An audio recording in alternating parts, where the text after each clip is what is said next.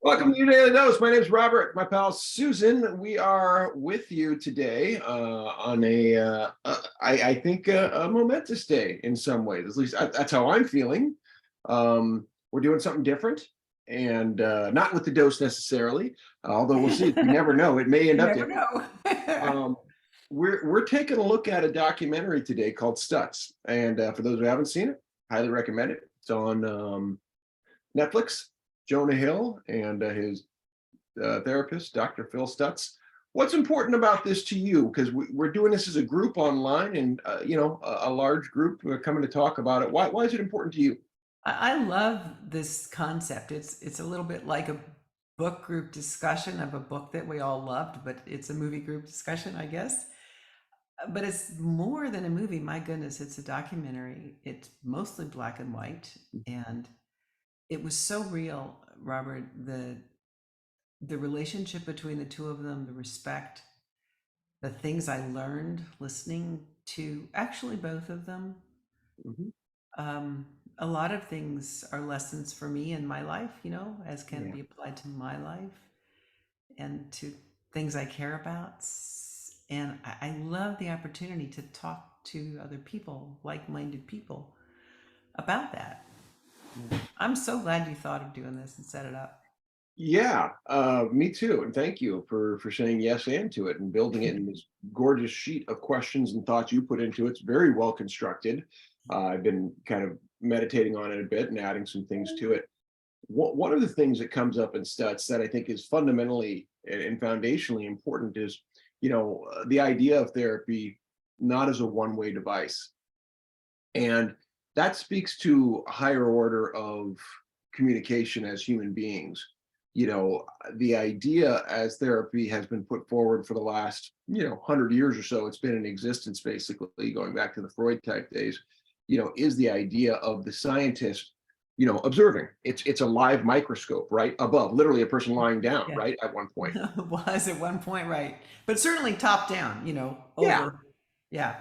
And Phil wisely at some point said, this artifice, in so many words, I'm paraphrasing, it's blocking some of the opportunity here, by leaving it all in the patient's lap and being this passive, what do you think person, which I do think there's value in that. I'm not dogging Sure. that because I've Sure. I've enjoyed therapy.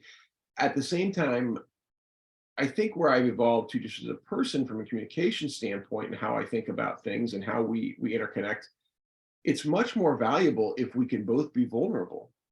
And that's where they got, and I totally recognize the risky proposition of that for a therapist to be that vulnerable that often for that many people. That's a Mhm. big load. Those are the moments, though, in my own experience where it's like a higher level of truth because Mhm. you're really being trusted and really being respected by this professional person Yeah. who's choosing to cross a line to a degree and tell you something personal. And then also, as Jonah pointed out, I don't want to leave this point if you're still here. I, I thought it was really point right on when Jonah said, you want your therapist to help you and tell you stuff, but your therapist sits there and listens, and your friends who are idiots talk to you all the time and they have all kinds of advice, and you just want them to listen. I was just thought that was such a brilliant juxtaposition. That's exactly right. Because this person who's trained to there's a fundamental piece of that is so much what we do in Yaks in day one, which is the skill of listening, right? That heightened skill of listening. And I think last week I was having fun with it. I was even saying to you guys when I was playing, I was like, you see how big my eyes are right now? Yeah. I don't know if you can sense my ears, but I'm playing like this because I'm taking it all in. And this might seem like I'm being silly, but I really want to feel everything. And when you look at highly trained athletes that are like playing at a high level, you'll see them. Their eyes do widen. They're Totally had that experience all weekend long. I kept going back to our class in my mind when I would see those quarterbacks, particularly the quarterbacks. But there's so much attention paid in football.